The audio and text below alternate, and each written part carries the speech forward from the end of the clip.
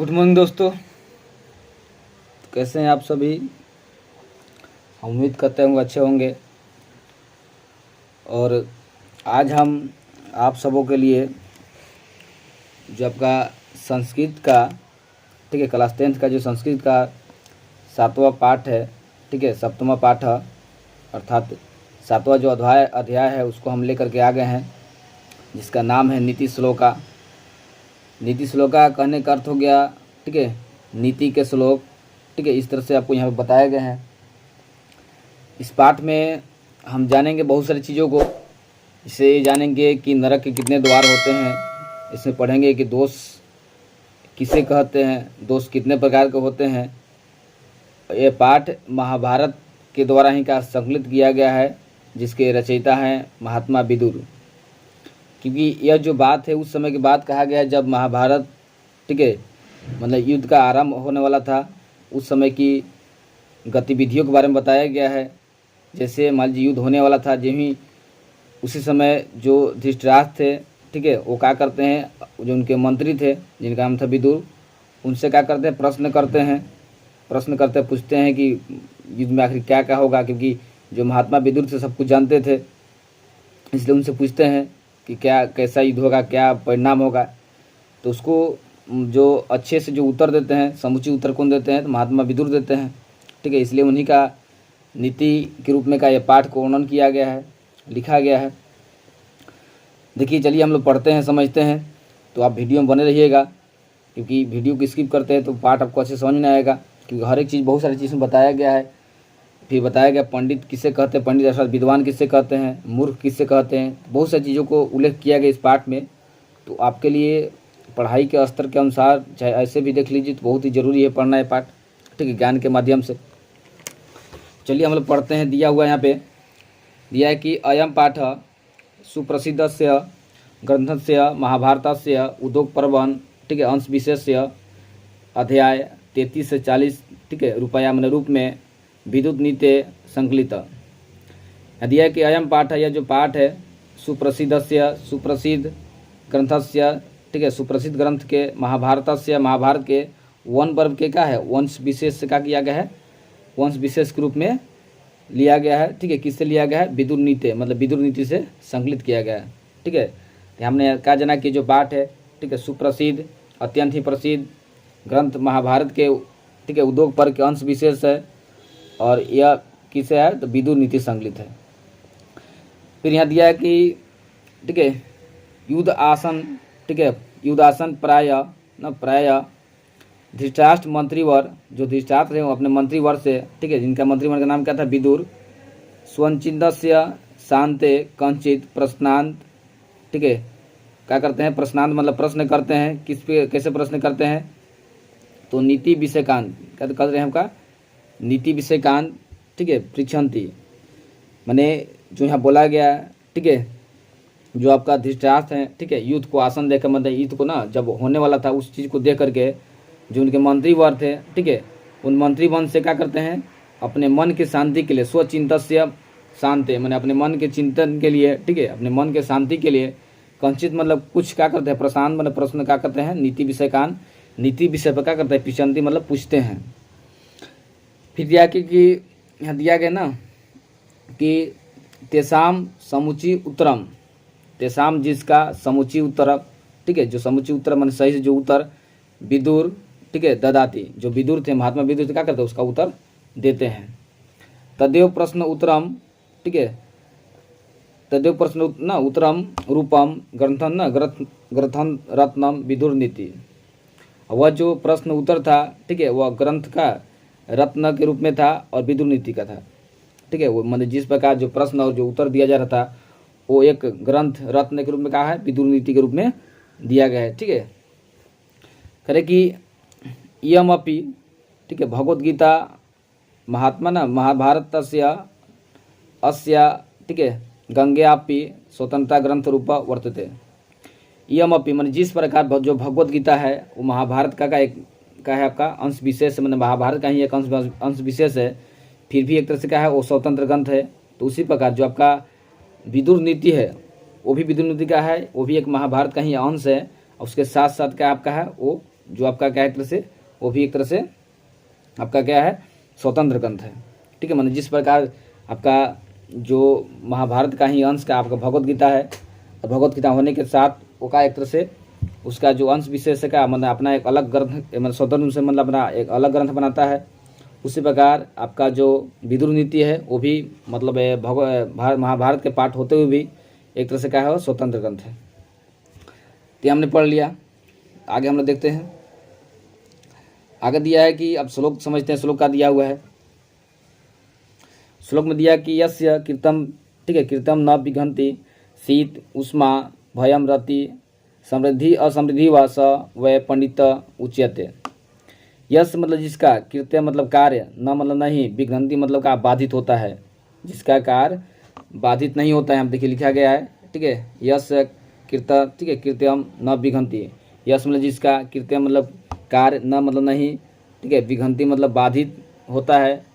कब बाधित होता है? शीत मतलब ठंडा हो, उष्मा मतलब गर्मी हो, भय मतलब डर हो, रति मतलब प्रेम हो, ठीक है, समृद्धि असमृद्धि माने धन संपत्ति के होने से या धन संपत्ति के नहीं होने से, ठीक है, जिसका कार्य क्या हो, बाधित नहीं होता है, स व पंडित उच्यते, उसे हम क्या कहते हैं, पंडित कहते हैं, अर्थात विद्वान कहते हैं। तो यहाँ से आएगा क्या समझे हम लोग कि जिसका कार्य क्या होता है, शीत हो मतलब ठंडा हो, गर्मी हो, भय मतलब डर हो, रति मतलब प्रेम हो, या समृद्धि और असमृद्धि के होने से जिसका कार्य क्या हो, बाधित नहीं होता है, उससे हम क्या कहते हैं, पंडित कहते हैं। क्योंकि एग्जाम में आपको पूछता है, ठीक है, कि पंडित किसे कहते हैं, 2 नंबर का आपका आता है एग्जाम में, तो आराम से लिख सकते हैं कि जिसका कार्य, ठीक है, बाधित न होता है, कैसे, किसके कारण, शीत के कारण मतलब ठंडा के कारण, गर्मी के कारण, ठीक है, भय मतलब डर के कारण, रति मतलब प्रेम के कारण, और समृद्धि और समृद्धि होने से जिसका कार्य क्या होता है, बाधित नहीं होती है, उसे हम कहते हैं पंडित कहते हैं। चलिए एक और दिया है पंडित के बारे में ही। अगला दिया कि तत्वज्ञ सर्वभूता नाम योग्य सर्वकर्मा नाम उपायोग्य मनुष्य नाम नर पंडित उच्यते। ठीक है, तत्वज्ञ ना सर्वभूता नाम, जो सभी, देखो भूता मतलब क्या होता है, भूत मतलब जीव होते हैं, तत्वज्ञ मतलब उसके तत्वों को, माने सभी जो भूतों के तत्वों को मतलब क्या, सभी जीवों के तत्वों को जो ज्ञान रखता हो, ठीक है, सर्व कर्मा नाम योग्य मतलब जो सभी प्रकार के कर्मों का योग करता हो, जो सभी प्रकार के कर्मों का योग करता हो, उपायोग्य मनुष्य नाम मतलब जो मनुष्यों में उपाय को जानता हो, जो मनुष्यों में उपाय को जानता हो, नर पंडित उच्यते, उस नर को हम क्या कहते हैं, पंडित करते हैं, अर्थात विद्वान कहते हैं। यहाँ से हमने क्या समझा कि तत्वज्ञ सर्वभूता नाम योग्य सर्वकर्मा नाम उपायोग्य मनुष्य नाम नर पंडित उच्यते। कहोगे यहाँ पे कि जो सभी, ठीक है, भूतों के तत्वों में सभी जीवों के तत्वों ज्ञान रखता हो, जो सभी प्रकार के कर्मों का अभ्यास करता हो, जो मनुष्यों में उपाय को जानता हो, वह नर कहलाता है, आपका पंडित कहलाता है, अर्थात विद्वान कहलाता है। ये आपका 2 श्लोक हो गया। हम लोग आते हैं तीसरा श्लोक पर। तीसरा श्लोक कहता है कि, देखिए तीसरा श्लोक बोलते हैं यहाँ पे, अनाहुता, ठीक है, प्रविशति अपृष्टो बहुभाषते अविश्वस्ते विश्वसति मूढ़चेता नराधम। करे कि अनाहुत परिविशति मान अनाहुत मतलब बिना बुलाए हुए, परिवस्ति मतलब जो प्रवेश करता है, अपृष्टो माने बिना पूछे हुए, बहुभाषते बहुत बोलता है, अविश्वस्ते माने जो विश्वास करने योग्य नहीं है, उस पर क्या कहता है, विश्वस्ति विश्वास करता है, वह क्या कहलाता है, मूढ़चेता नराधमों का। मूढ़चेता मतलब मूर्ख है, अर्थात क्या है, वो मनुष्यों में क्या है, नराधम ने सबसे नीच कोटि का है। कि मनुष्यों का 3 कोटि होता है, एक आपका उच्च कोटि, मध्यम कोटि और एक नीच कोटि। तो वैसे पुरुष जो बिना बुलाए प्रवेश करते हैं, जो बिना पूछे कुछ भी बोलते हैं, मतलब बकबक बोलते रहते हैं, बहुत ज़्यादा बोलते हैं, और जो विश्वास करने योग्य नहीं है उस पर विश्वास करते हैं, वैसे पुरुष को हम क्या कहते हैं, मूर्ख कहते हैं, अर्थात वो पुरुषों में क्या होते हैं, अधम कोटि मतलब सबसे खराब कोटि के माने जाते हैं। आगे तो हम लोग चौथा श्लोक पर आते हैं। ठीक है, चौथा श्लोक कहता है कि एको धर्म, ठीक है, कहा दिया है, एको धर्म परम श्रेष्ठ न, एको क्षमा शांति उत्तमा, विद्या परम तृप्ति असिह न, अहिंसका सुखवाया। करे कि एको धर्म परम श्रेय, मैंने एक ही धर्म है, ठीक है, एक ही धर्म रहने का है, बहुत बड़ा संबंध का परम श्रेष्ठ है, एक ही धर्म रहने का है, श्रेष्ठकर है। एक क्षमा ही है जिसका होता है शांति उत्तमा, मैंने उत्तम शांति मिलती है। एक क्षमा ही है जिसको धारण करके होता है उत्तम शांति मिलती है। एक विद्या, ठीक है, एक विद्या ही है जिसका होता है परम तृप्ति मिलती है। मैंने विद्या मतलब हम कोई चीज़ जिसके बारे में नहीं जानते हैं, वो चीज़ हमको प्राप्त हो जाता है, चाहे समझ जाते हैं, तो हमको क्या होता है, अंदर से एक तृप्ति मिलती है कि हाँ वो चीज़ को हम जान गए। तो एक विद्या ही जिसका होती है परम तृप्ति मिलती है। अहिंसा सुखाया, मतलब अहिंसा से लोगों का होता है सुख का अनुभव होता है, अर्थात सुख की प्राप्ति होती है। जो अहिंसावादी होते हैं वो हमेशा क्या होते हैं, सुख में रहते हैं। तो हमने समझ लिया एक धर्म में ना, एक ही धर्म में रहने का श्रेष्ठकर है। एक क्षमा है जिससे क्या होता है उत्तम शांति होती है। एक विद्या ही जिसका होता है परम तृप्ति श्रेष्ठ तृप्ति होती है। और एक अहिंसा ही जिसका होता है सुख का अनुभव, अर्थात सुख की प्राप्ति होती है। तो हमने समझिए चौथा। अब आते हैं पाँचवा में। ठीक है, पाँचवा में दिया है कि आपका क्या दिया है कि त्रिविधम, ठीक है, नरकस्य द्वारम, ठीक है, नास्य आत्मान काम क्रोधस्य तथा लोभस्य तस्मात् तेज त्रय तेजते। करेक्ट, त्रिविधम तीन विधि मतलब तीन प्रकार है। नरकस्य द्वारम, नरक के जो द्वार का होते हैं तीन विधि मतलब तीन प्रकार के होते हैं नरक के द्वार के। जो नाशम आत्मन, जो अपने आत्मा को नाश कर देते हैं। नरक के तीन द्वार हैं जो क्या करते हैं, अपने आत्मा को करते हैं नाश कर देते हैं। कौन कौन तीन आपका द्वार हैं, ठीक है, जो क्या करते हैं आत्मा को नाश कर देते हैं। एक तो आपका काम, दूसरा हो गया क्रोध, तथा तीसरा हो गया लोभ। इसको क्या करना चाहिए, तो मतलब जो तीन है इसको क्या करना है, त्याग कर देना चाहिए। यदि आप इन तीनों को त्याग कर देते हैं तो आप क्या होंगे, नरक में जाने से क्या होते बच जाते हैं। ये आपको कौन बताते हैं, महात्मा विदुर कहते हैं कि नरक के क्या होते हैं, तीन द्वार होते हैं जिससे मनुष्यों की क्या अपने आप का नाश कर लेता है। वो तीन आपका कौन कौन आपका द्वार है नरक के, तो पहला हो गया काम, मतलब काम में बोल सकते हैं मोह माया। क्रोध मतलब गुस्सा होना। लोभ मतलब लोभ बनना। ये जो तीन का है ये मनुष्यों का नरक जाने का द्वार है। इसको क्या करें, अपनी इच्छा से क्या करें, त्याग कर देना चाहिए। ठीक है, आगे हम देखते हैं। आगे दिया है 6 नंबर में। 6 में कहता है कि षष्ठ दोषा, ठीक है, पुरुषे हाप्तव्या, ठीक है, भूति इच्छा निद्रा तंद्रा भय क्रोध आलस्य दृक्सुरता। करे कि षष्ठ दोषा 6 दोष होते हैं पुरुषों को, ठीक है, हाप्त्या मतलब क्या करना, त्याग करना चाहिए। इच्छा मित मतलब अपनी इच्छा अनुसार 6 दोष हैं जो क्या करते हैं पुरुषों को अपने इच्छा के अनुसार क्या करना, त्याग कर देना चाहिए। 6 दोष कौन कौन हो गए, निद्रा, जो ज़्यादा सोता है, ठीक है, निद्रा मतलब जो ज़्यादा सोता है वो एक तरह से दोष हो गया। तंद्रा मतलब अर्थात कह सकते हैं कि एक तरह से न सोया है न जागा है, मतलब ऐसे बेड पर लेटा है बिना काम करने के, कुछ करना से लेटल है, उसको हम क्या बोलते तंद्रा, मतलब न उसको नींद आ रहा है नहीं कुछ काम कर रहा है, बस ऐसी टाइम पास कर रहा है। भय मतलब क्या, डर। क्रोध मतलब क्या, क्रोधित होना। आलस्य मतलब आलसी बनना, क्या बनना, आलसी बनना। और दृक्सुरता मतलब कोई काम को ना देर से करना, ठीक है, देर से करना। जैसे मान लीजिए कभी कोई काम का होते कम ही हो जाता लेकिन उसको जाने में क्या समय, जैसे मान लीजिए अब कोचिंग ही जाना है आपको, चाहे कहीं पढ़ने जाना है तो उसको पढ़ने जाने में 5 मिनट लगता है, लेकिन वो लगा देगा 20 मिनट 30 मिनट लगा देगा। तो वही चलते ना जो आपको बोला जा रहा है दृक्सुरता मतलब कामों को ना ज़्यादा समय लगाना, ठीक है, वो कहा था दृक्सुरता का है एक दोष है आपका। तो याद रखिएगा कि आपका जो दोष होते हैं कितने होते हैं, तो 6 दोष होते हैं। निंद्रा तंद्रा भय क्रोध आलस्य और दृक्सुरता, ये 6 दोष से होते हैं जो पुरुषों को अपनी इच्छा अनुसार क्या करना है, त्याग कर देना चाहिए यदि उनके माने वो प्रगति चाहते हैं तो। आगे हम लोग तो 7 नंबर आते हैं श्लोक पर। 7 नंबर कहता है कि सत्येन रक्षिते धर्मो विद्या योग्यन रक्षिते। देखिए दिया गया है सत्येन रक्षिते, ठीक है, धर्मो विद्या रक्षिते योग्यन रक्षिते, ठीक है, करे सत्येन रक्षिते धर्मो विद्या योग्यन रक्षिते मिर्जय रक्षिते रूपम कुल वृत्ते रक्षिते। सत्येन रक्षिते धर्म मतलब सत्य से धर्म की रक्षा होती है। सत्येन रक्षिते धर्म मतलब सत्य से किसकी रक्षा होती है, धर्म की रक्षा होती है। विद्या योग्यन रक्षिते, विद्या से, ठीक है, अर्थात बोल सकते हैं योग से क्या होता है, विद्या की रक्षा। योग मतलब अभ्यास से, हम बार बार अभ्यास करते हैं, बार बार पढ़ते हैं चीज़ों को, तो उससे क्या होती है, विद्या की रक्षा होती है।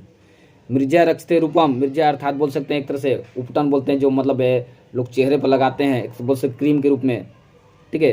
तो विद्या क्या होता है, जो मिर्जा से किसका रक्षा होती है, रूप की रक्षा होती है। मिर्जा लगाने से क्या होती है, रूप की रक्षा होती है, अर्थात चेहरे की रक्षा होती है। कुल वृत्तें रक्षते, कुल से मतलब कुल मतलब वंश से क्या होती है, ठीक है। वृत्तेन मतलब क्या हो गया कि आंचल से कुल की रक्षा होती है। किन की रक्षा होती है, कुल की रक्षा होती है। कुल मतलब पूरा वंश की रक्षा होती है। आचरण बोल सकते हैं, आचरण से क्या होती है, कुल की रक्षा, मतलब आपका कैसे आचरण है उससे आपका पूरा कुल का पता लगा लिया जाता है, ये आपका रक्षा होता है। हमने समझ लिया कि सत्य से धर्म की रक्षा होती है, ठीक है, योग से विद्या की रक्षा होती है, मिर्जा से रूप की रक्षा होती है, और आपका कहा आचरण से कुल की रक्षा होती है। तो हमने समझ लिया 7 नंबर। अब आते हैं 8 नंबर पर।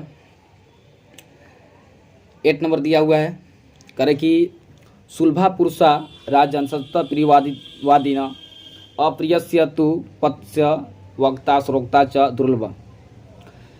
कहते कि सुलभा पुरुषा राजन, ठीक है, सत्ता प्रियवादित, ठीक है, प्रियवादिन अप्रियस्य तु पथ सत्य न वक्ता श्रोता च दुर्लभ।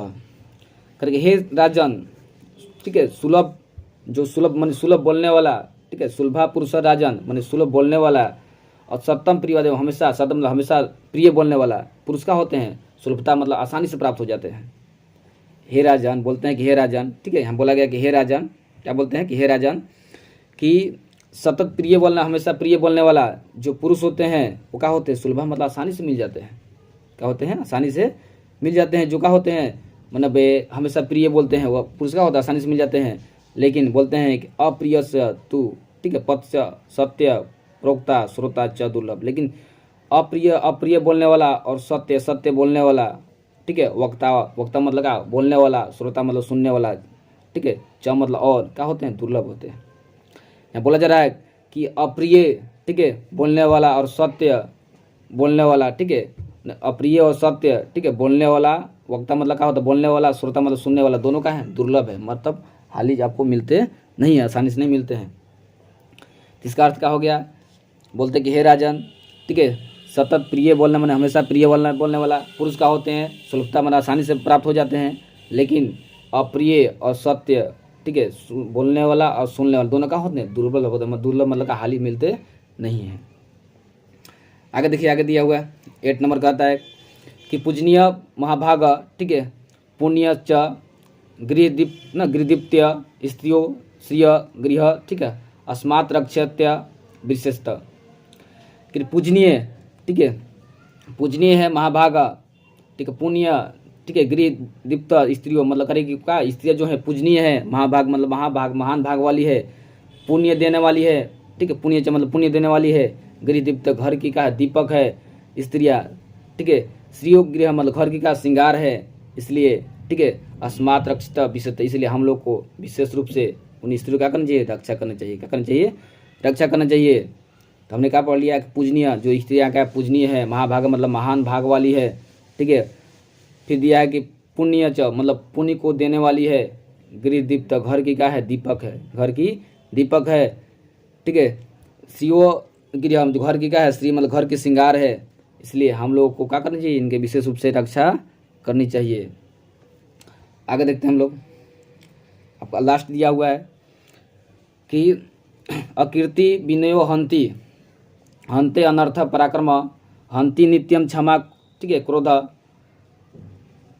आचार, ठीक है, आचार हंति लक्षणम। यहाँ बोला कि, ठीक है, अकृति बिंतो हंति मतलब जो विनम्रता को, जो अपजस है क्या करता है, विनम्रता को मारता है। अकृति मतलब अपजस होता है, तो अपजस क्या करता है, विनम्रता को मारता है, ठीक है। हंति पराक्रम, जो पराक्रम है, ठीक है, वो क्या करता है, अनर्थ को मारता है, ठीक है। हंति अनर्थ पराक्रम, जो अनर्थ है वो क्या करता है, मतलब जो पराक्रम है वो क्या करता है, पराक्रम कौन मारता है, मतलब अनर्थ को कौन मारता है, पराक्रम मारता है। हंति नित्यम क्षमा, ठीक है, क्रोध, हंति मतलब मारता है, नित्यम मतलब प्रतिदिन जो क्षमा है, ठीक है, जो प्रतिदिन क्षमा को धारण करता है वो क्या करता है, क्रोध को मारता है। जो प्रतिदिन क्षमा को धारण करता है वो क्या करता है, वो क्रोध को मारता है, क्षमा क्रोध को मारता है। आचरण हंति लक्षणम, जो आचरण है वो बुरे लक्षणों को मारता है। जो आपका अच्छा आचरण है वो क्या करता है, बुरे लक्षणों को मारता है। तो हमने क्या पढ़ा यहाँ पे कि अकृति विनयो हंति हंते अनर्थ पराक्रम हंति नित्यम क्षमा क्रोध आचरण, ठीक है, हंते लक्षणम। हमने पढ़ा कि जो अपजस है वो विनम्रता को मारता है। अपजस किसको मारता है, विनम्रता को मारता है। जो अनर्थ है, ठीक है, अनर्थ को कौन मारता है, पराक्रम, पराक्रम किसको मारता है, अनर्थ को मारता है। फिर हमने पढ़ा कि हंति नित्यम क्षमा, प्रतिदिन क्षमा को धारण करता है, उसको कौन मारता है, मतलब जो प्रतिदिन क्षमा को धारण करता है वो क्रोध को मारता है। जो क्रोध है किसको मारता है, मतलब जो आपका क्षमा है क्रोध को मारता है, और जो आपका बुरा लक्षण है उसको कौन मारता है, जो अच्छा आचरण होता है वही क्या होता है, बुरे लक्षणों को मारता है। तो हमने पूरा कंप्लीट कर लिया अब इस चैप्टर को। यदि इस चैप्टर में आप पढ़ोगे समझोगे तो बहुत सारी चीज़ों को सीखने को मिला है पाठ के अनुसार, ठीक है, लेकिन ज्ञान के रूप में बहुत सारा मिला। जिससे आप पढ़े होंगे, नरक के 3 द्वार पढ़े होंगे, दोष के बारे में पढ़े होंगे, ठीक है, मूर्ख के बारे में पढ़े होंगे, तो बहुत सारी चीज़ें हमने सीखा होगा इसमें। फिर पंडित के बारे में पढ़ा होंगे। फिर आपने एक चीज़ पढ़ा होगा कि योग से विद्या की रक्षा होती है। बार बार हम अभ्यास करते हैं, योग करते हैं, विद्या की रक्षा होती है। तो ये सब सीख आपके अनुभव के लिए बहुत ज़रूरी है। इसलिए आप पढ़ते हैं तो ध्यान से पढ़िए, और लगता है कोई चीज़ आपको लिखना हो, मतलब उस अर्थ को जो आपको समझना हो बाद में, उसको आप लिख सकते हैं, नोट कर सकते हैं। तो आप वीडियो कैसे लगा आप कमेंट में जरूर बताइएगा, ठीक है। और यदि हमारे चैनल पर नया होंगे तो चैनल को सब्सक्राइब कर लीजिएगा, बेल आइकन को प्रेस कर लीजिएगा, और अपने दोस्तों के साथ वीडियो को जरूर शेयर कीजिएगा ताकि आपके दोस्त भी देखें, समझे। तो चलिए, तब तक के लिए हम चलते हैं। जय हिंद।